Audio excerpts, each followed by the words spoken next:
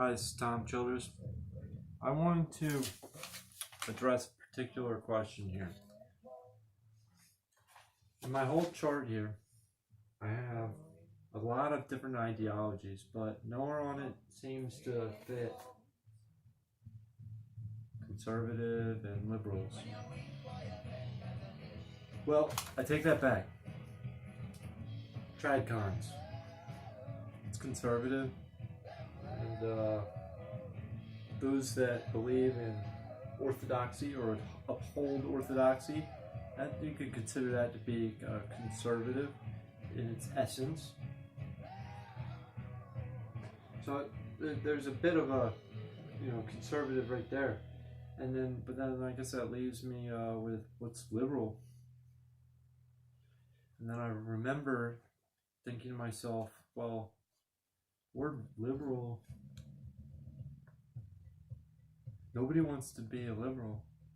Like, you're not allowed to be a liberal. Like, there's nobody who actually says that they are a liberal. Because once you understand what it means to be a liberal, it's like it's no longer useful as a word.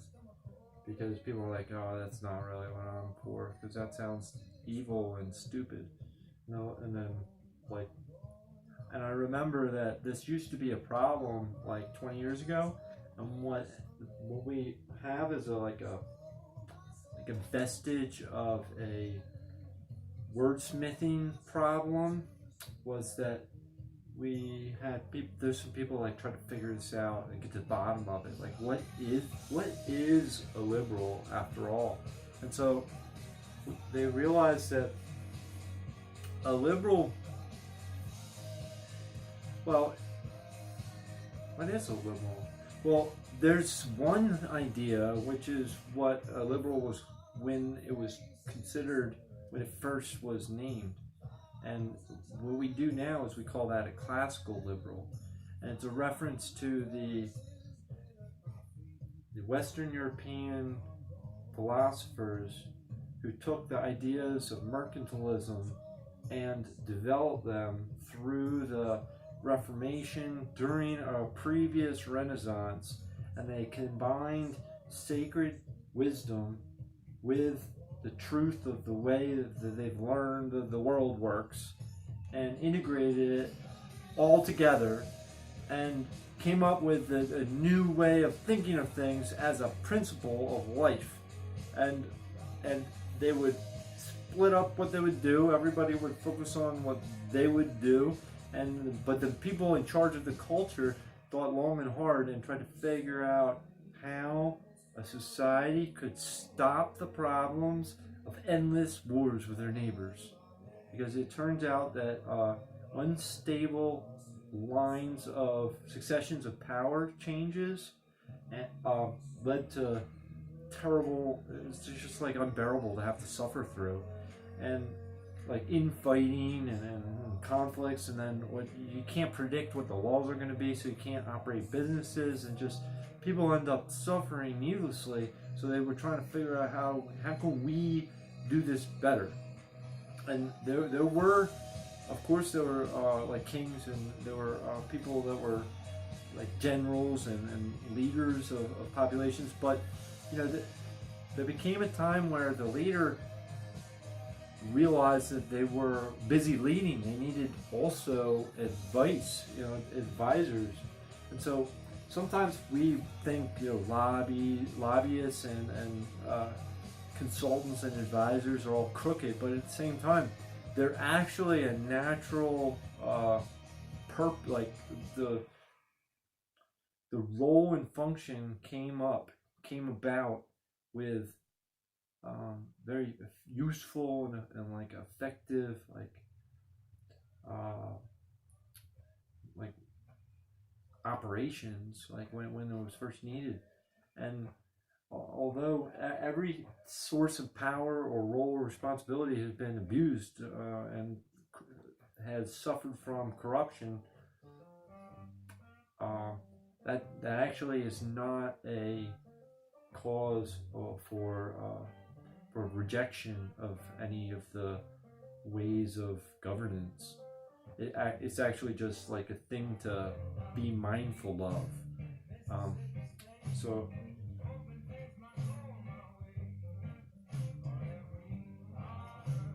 But the idea of classical liberal, it's very similar to the issue of trying to understand what civil society means, because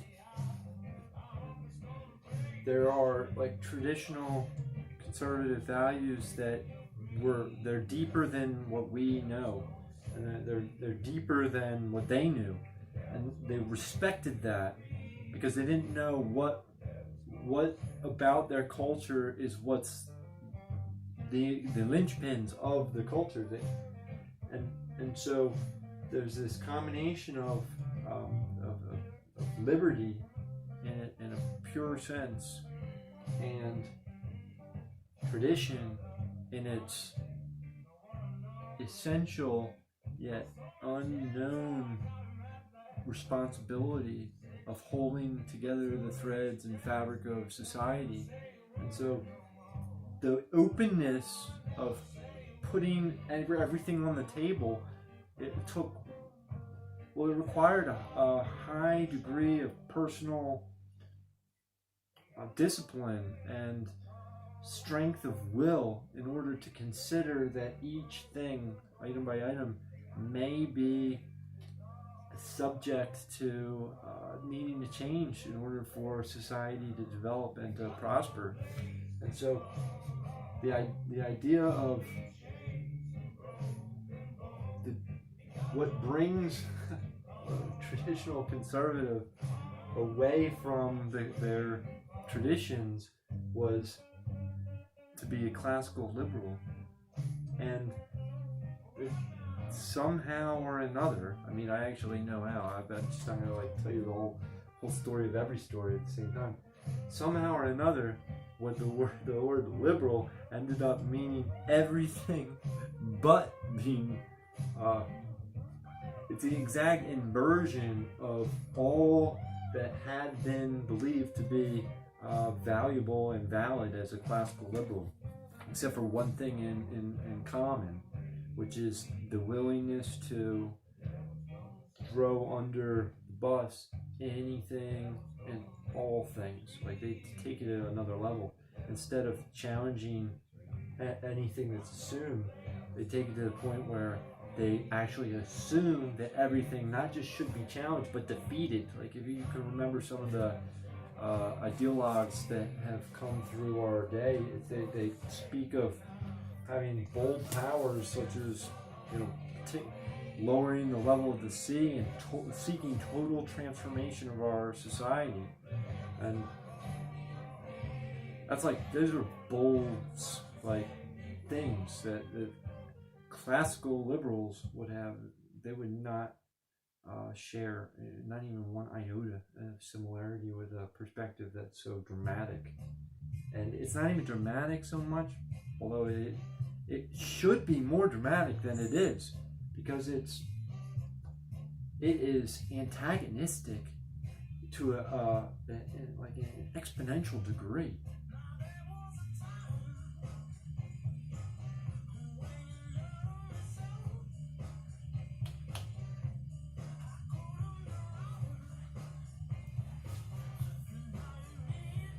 Okay, so would I decide that here or here would be, so classical liberals, like right in this area, and I actually think that this is classical liberal rather than here civil society, because you need to preserve your openness in order to escape or to transcend the civil society that is embodied by man is man. Like, you have to recognize that you almost have to remove yourself from your own existence and nature as a man amongst men in order to understand how you work and people like you work, in order to consider what the effects are of the civil society that you've created. It's like you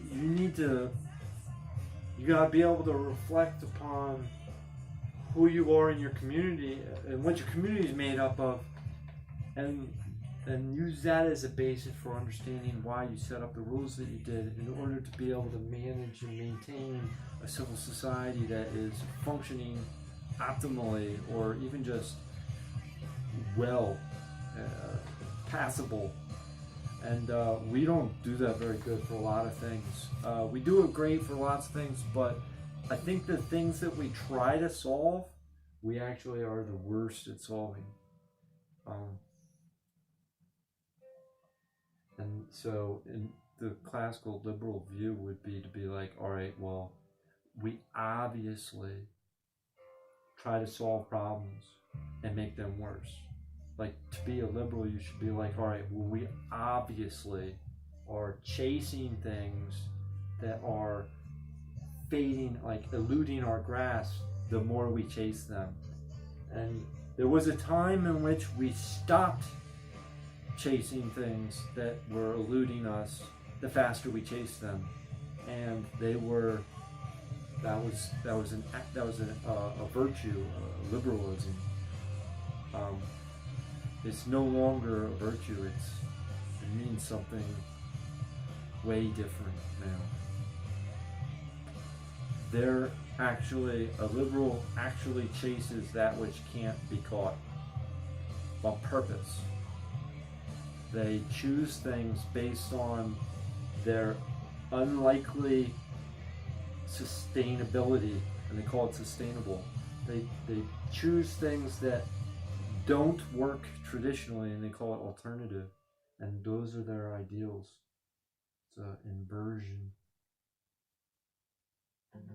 But, you gotta have a little bit of respect for liberals, though, still. I'm trying hard to figure out how or what.